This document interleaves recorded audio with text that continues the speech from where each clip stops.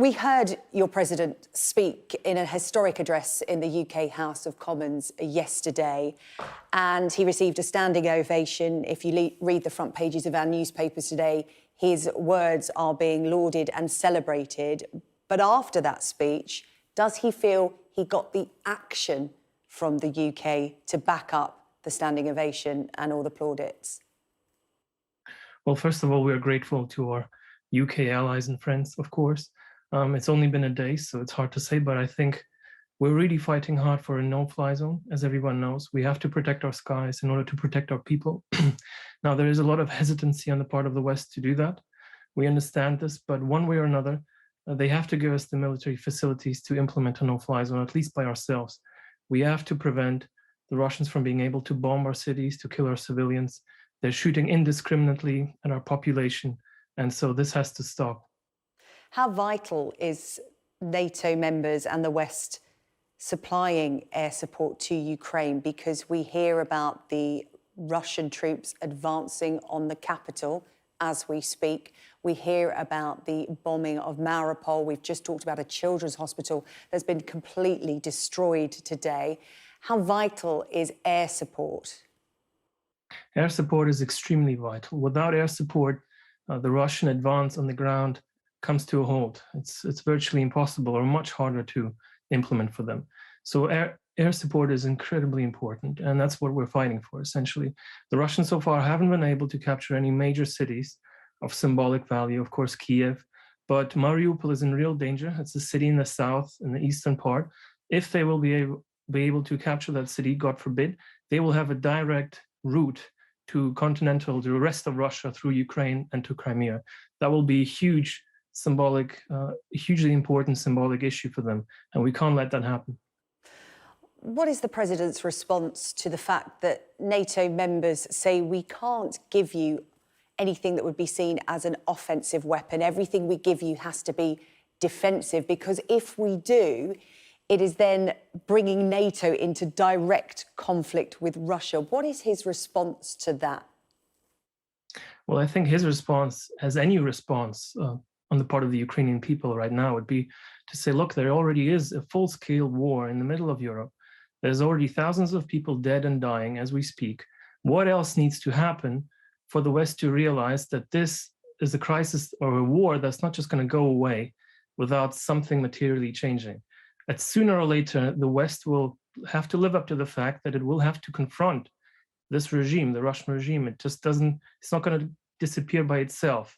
So I would say the sooner the West realizes this, the better for everyone and the less costly it is for everyone.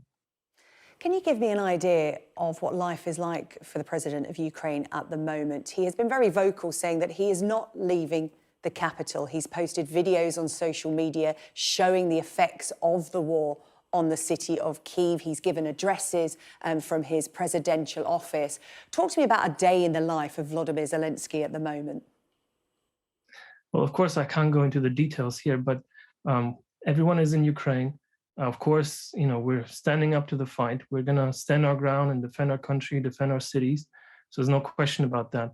But of course, it's not easy. It's a serious, challenge. It's a crisis of our life, of our lifetime. It's a full-scale war. So of course, it's not easy. Yeah, I understand that you do have to be careful. And of course, the president does have his security team around him, but we do hear about him being targeted several times already. How secure is he? So we believe, and we have grounds to be confident that he's very secure. I mean, there have been attempts, as everyone knows by now, on his life. We have been able to defeat those attempts, if you want, to basically disarm all these groups and liquidate them. So I don't think there is a serious chance of them having any success. But the situation speaks for itself. I mean, there are these things happening. There is a war, and there's obviously constantly an attempt on his life. Mr. Rodnyansky, we've just heard from your president on social media. I just want to read viewers what he had to say within the last few moments. He's tweeted this. It's about that bombing we were talking about in Mariupol, targeting a hospital. He said, there's been a direct strike of Russian troops at the maternity hospital. People, children are under the wreckage. An atrocity. How much longer will the world be an accomplice ignoring terror. Close the sky right now. These are the words of the Ukrainian president. He goes on to say, stop the killings. You have power, but you seem to be losing humanity. That gives us an idea, doesn't it, of just how desperate the situation is. And for all the Western leaders applauding Volodymyr Zelensky's bravery and his strong words about his country, again, it doesn't sound like he feels like he's getting enough. That's right, and that's what I've been saying just now in this conversation. All of Ukraine believes that we're not getting enough. I mean, what else needs to happen for the West to realize that this is a conflict that they will be engaged in more directly anyway? You will have to, confront this regime one way or another. And the sooner the West realizes this, the better, the less costly it's going to be, the less lives will be lost. And of course, we're looking at the destruction in our country, at the lives being lost in our country. And we're wondering, why is everybody just sitting back? Yeah, sitting back is a good way of putting it, in terms of people are saying the West are helping in terms of humanitarian aid, military support where it can, in terms of being defensive. But do you feel that NATO and the West has been a step behind here, and now is the time to look further ahead? Because if Ukraine falls, what next? Is it the Baltics, NATO member states? That's exactly right. So concretely, we need full-scale, most advanced air defense systems. So we need high to medium air defense systems. We need some way to shoot down their cruise missiles, their medium-range ballistic missiles. Those are giving us a hard time, as you can see. I mean, they're killing innocent civilians, bombing indiscriminately, or maybe on purpose, as we know that's their war methods sometimes. So we have to do something against that. And you are right, seems to be a step behind when it comes to NATO or our Western partners to give us that military capability. Diplomatic efforts are still continuing. Every day here on Sky News, we talk about different Western leaders meeting in different Western countries, holding news conferences. We have the Foreign Secretary of the UK meeting her US counterpart later. We'll be hearing from them. These diplomatic efforts continue. And the West still seems to have faith in those kind of efforts, in turning the tide in this war and bringing a halt to President Putin's action. Do you have any faith in diplomacy at this point? So this is what I've also been saying repeatedly. I think these assumptions are a bit naive. At this point, the Russian regime has really revealed its true nature. Before this escalation, before this war had started, there were doubts about the true nature of the Russian regime. You could have some disagreement about whether you should arm Ukraine or not, because if you armed Ukraine, maybe you would have escalated the crisis. But now, after the fact, when we saw the real nature, the real face of this regime, we can understand that it's not going to go away by itself. It's not really interested in dialogue. It's been exploiting the transparency and the honesty of the West throughout the whole process. It's been lying across all these years at every single step. We heard this in Crimea. There was no Russian troops in Crimea, and then the next day there were Russian troops in Crimea. Just before this war started, we also heard that there was just a military exercise, and on the 20th of February, all the troops were going to return home. They never returned home, and then you had a real invasion. So how can you trust this side? How can you really seek dialogue at this stage? You're not dealing with a regular democratic country that you can rely on in terms of the promises that it's making. Here, you evidently cannot rely on what they're saying.